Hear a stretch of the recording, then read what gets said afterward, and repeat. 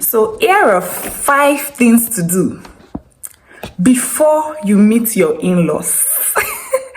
And I am going to say this very fast and very quick. I'm not going to waste your time. So calm down, relax, let's talk.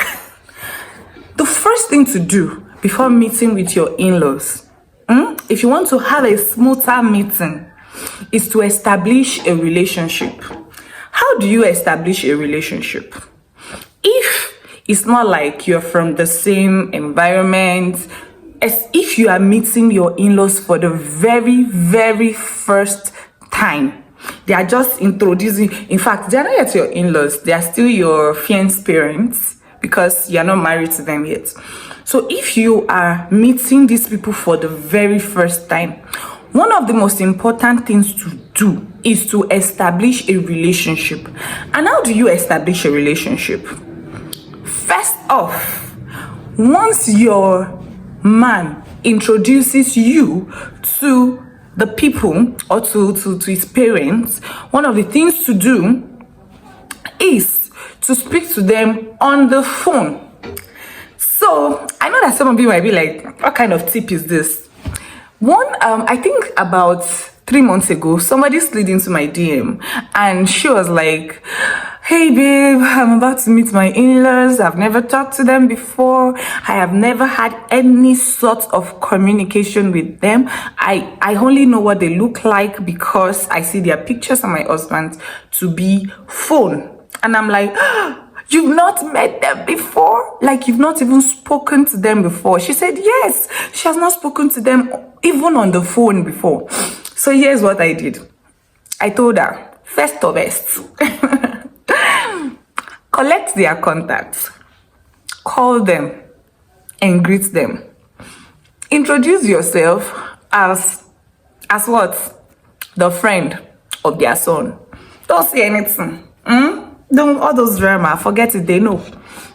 In case, for me, it was different. They reached out first, and I'm grateful for that. Like, I am really grateful for that. It made it very easy. But in case they did not reach out, my dear, just collect their number and just say, hello, sir. Hello, ma. My name is this. I am a friend to your son, and I'm just calling to say happy Sunday. You know what you've done? You've prepared them and you've prepared you for the day you would eventually meet. See, and if God is good to you, they reciprocate by calling you, checking up on you. Please do well to communicate well with them. It will make it very easy for you, because the day you meet them, it will look like you've known each other for a very long time.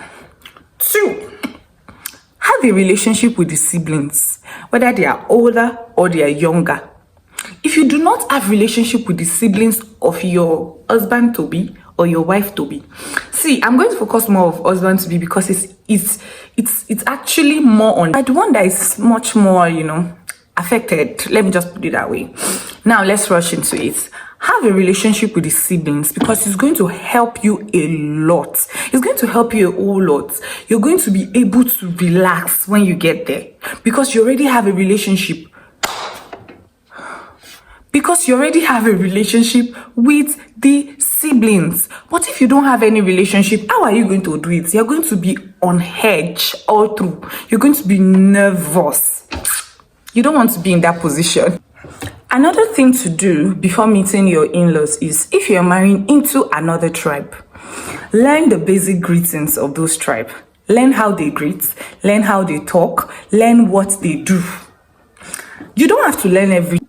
For example, in my own culture, we kneel to greet, and fortunately, in my husband's culture, they squat and kneel.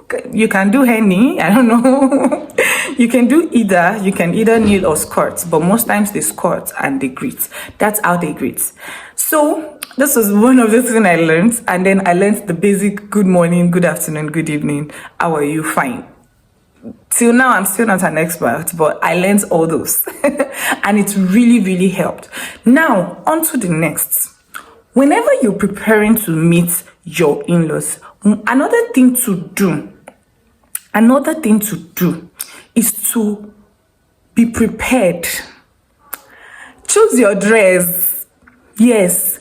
the way you're going to dress there. See, when you understand the people you're going to meet, you know that you're not coming from the same place. You're not coming from the same background. You're not coming from the same exposure. You're not coming... There are things that will be different about you. So if you need to... Lastly, go with a gift. Go with a gift.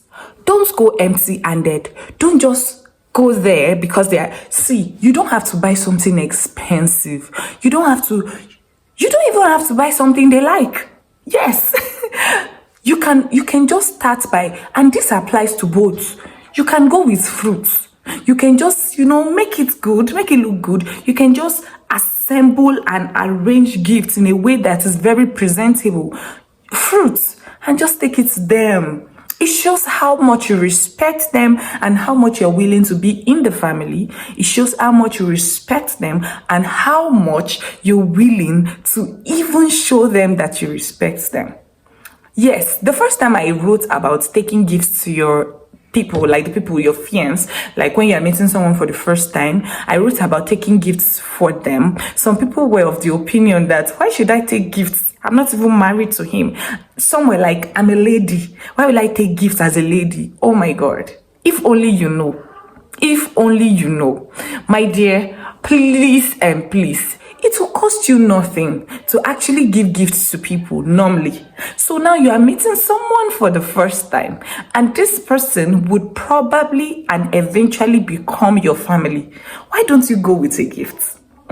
So just try this technique and come and tell me. And you can also share your experience of, meeting your in-laws for the first time and how it was. Thank you for watching. Bye.